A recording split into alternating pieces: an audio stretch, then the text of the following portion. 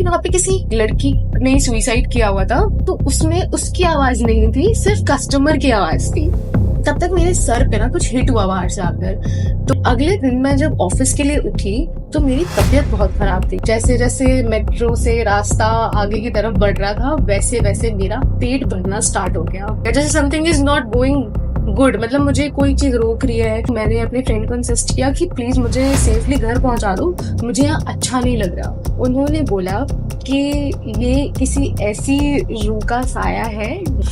भाई ये बात जैसे ही हमें पता चली हमारी हालत और खराब हो गई।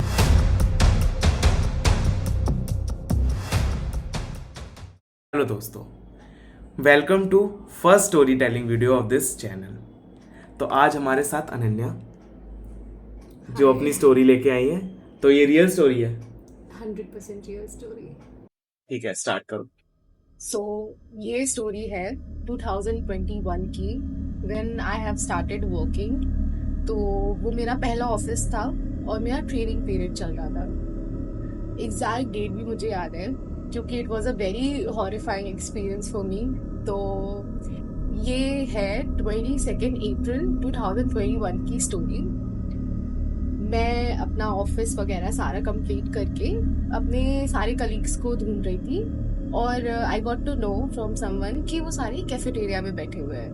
तो मैं कैफेटेरिया में पहुंची और मैंने उनको देखा, वो सारे ग्रुप में बैठे हुए थे और बात कर रहे थे एक दूसरे से। मैं उनके पास पहुंची तो मुझे पता चला कि हमारे ऑफिस के सामने जो ऑफिस है उसमें ऊपर के जो 4 फ्लोर्स हैं वहां पे कोई काम नहीं करता, वो सारे बंद रहते हैं और वहां पे कोई जाता भी नहीं है। और सिर्फ जो फर्स्ट फ्लोर है वहां पे ही काम वगैरह होता है और कॉल सेंटर चलता है।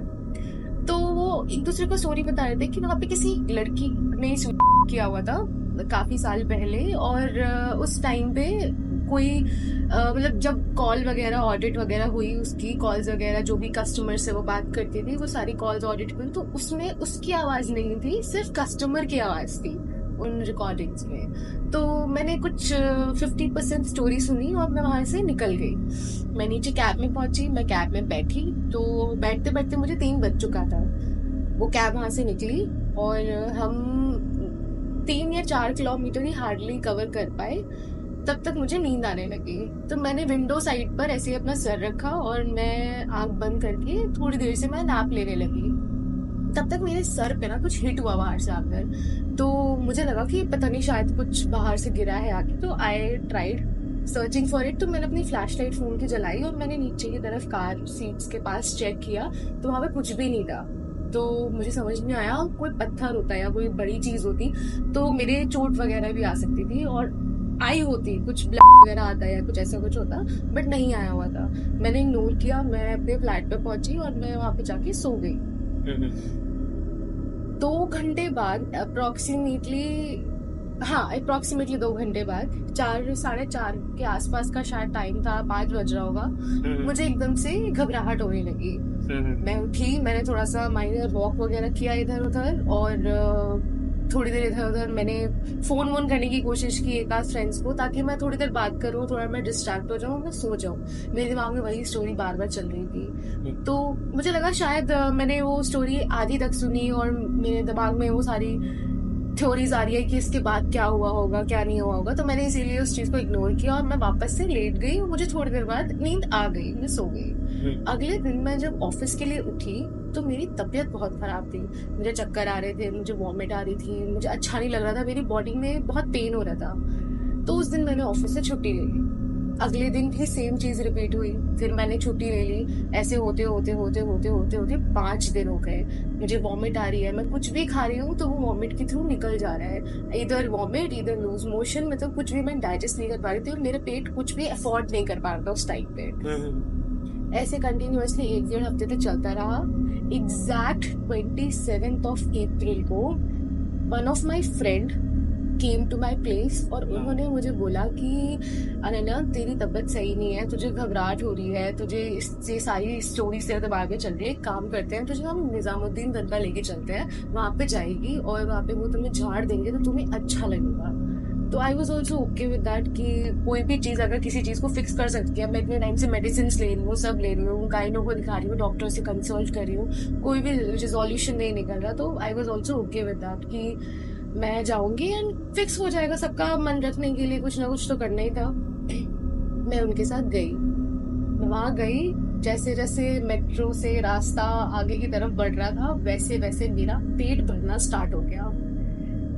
मुझे वहां पहुंचते पहुंचते I was almost looking like 8 months pregnant. मतलब तुम्हारा पेट फूल रहा था? हाँ, by figure I was looking like 8 months pregnant minimum. मैं वहां पहुंची, वहां जो मौलवी जी थे उनके पास पहुंचे तो उन्हें उसने बताया कि ऐसी ऐसी बात है और इसको कुछ हिट विट हुआ था कार में, उसके बाद से इसकी तबीयत बहुत खराब रहने लग गई है। तो उन्होंने बोला कि आप वहाँ साइड में जाके खड़े हो जाइए। अच्छा, उसके बाद कुछ दिनों बाद शायद 3 मई को ईद पड़ने वाली थी, तो उसकी वजह से तब तक वो शायद जल नहीं छूते या किसी किसी से कुछ, मतलब किसी को टच नहीं करते। मुझे पता नहीं है इस बारे में, बट ऐसा कुछ होता है कि वो टच नहीं करते और किसी को जल नहीं देते हैं, पानी नहीं देते हैं। तो इसलिए उन्होंने अपने हाथ से कुछ नहीं किया, सिर्फ मुझे झाड़ा और उसके बाद उन्होंने मुझसे बोला कि तुम वहां चल के बैठो, मैं आ रहा हूँ। मैं वहां जाकर बहुत मुश्किल में बैठ पाई क्योंकि मेरी बॉडी बहुत वेटेड हो गई थी उस टाइम तक। मैं जैसे तैसे जमीन पे बैठी, वो आए, उन्होंने मुझसे बस इतना बोला कि जैसा आप सोच रहे हैं ऐसा कुछ नहीं है, चाहे आप इसके कितने भी ट्रीटमेंट्स करा लो आपको कोई रिजल्ट नहीं मिलेगा। इतनी बात उन्होंने कंप्लीट ही कर पाई, तब तक मेरे पेट में बहुत दर्द होना स्टार्ट हो गया, जैसे something is not going good. मतलब मुझे कोई चीज रोक रही है या कोई चाहता नहीं है कि मैं वहां पे बैठूं बहुत लॉन्ग पीरियड ऑफ टाइम के लिए। मुझे बहुत ही इंटेंस लेवल पे पेन स्टार्ट हुआ। तो उन्होंने कुछ ऐसा बोला था कि तुम्हारे अंदर कोई है ऐसा? कुछ भी नहीं बोला उन्होंने बस इतना ही कंप्लीट कर पाया कि जैसा आप सोच रहे हो ऐसा नहीं है, आप जो ट्रीटमेंट्स कराओगे, इसका इलाज कराओगे, किसी से कोई फायदा नहीं होगा। इतनी बात उन्होंने कंप्लीट की। मैं वापस से, मेरे को पेन हुआ तो मैंने अपने फ्रेंड को इंसिस्ट किया कि प्लीज मुझे सेफली घर पहुंचा दो, मुझे यहाँ अच्छा नहीं लग रहा। तो उसने मुझे उठाया, उसने मुझे कैब में बिठाया और वापस से कैब हमारे घर की तरफ मूव होने लगी। मेट्रो से ट्रैवल नहीं कर सकती थी दोबारा क्योंकि तबीयत बहुत ज्यादा खराब हो चुकी थी उस टाइम तक। फिर हम घर पहुंचे। घर पहुंचते पहुंचते ही उन्होंने अपना ना कार्ड दिया हुआ था हमें, तो मैंने उसको इंसिस्ट किया कि तुम उन्हें कॉल करो, उनसे पूछो उनका मतलब क्या था। जब मैं घर पहुंच के थोड़ी नॉर्मल हुई हूँ, थोड़ा मैंने रिलैक्स किया, मैं लेटी हूँ, मैं नॉर्मल हो गई थी घर पहुंचते पहुंचते। फिर मैंने अपने फ्रेंड को बोला कि इस नंबर पे कॉल करके उनसे पूछो कि उनका मतलब क्या था उस बात मतलब से। मौलवी का? हाँ, उनका मतलब क्या था। तो उसने मौलवी जी को फोन किया, उसने पूछा कि मैं अभी आपके पास आया था अपनी फ्रेंड को लेकर, ऐसी ऐसी बात थी, तो आपका क्या मतलब था उस बात से। उन्होंने बोला कि ये किसी ऐसी रूह का साया है जो अपनी प्रेगनेंसी के टाइम पर उसने सुसाइड कर लिया था।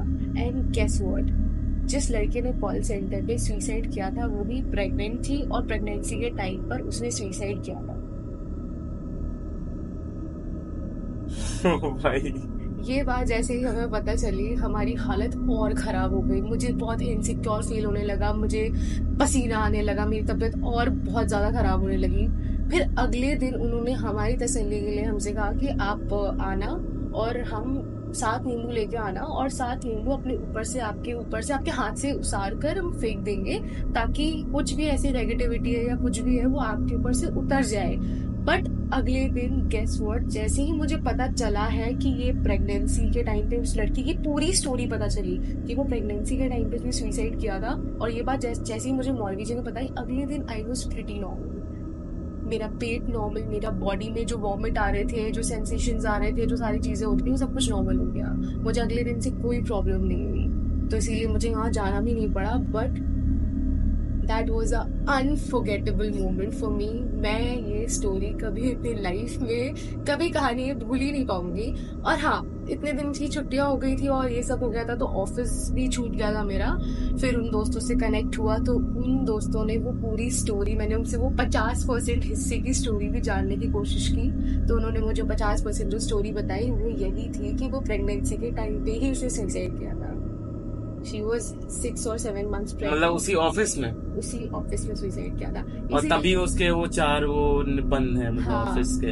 तो काफी हादसे वगैरह हुए उसके बाद से। उस ऑफिस के ऊपर के सारे फ्लोर्स बंद रहते हैं और सिर्फ नीचे के फ्लोर्स में ही काम होता है।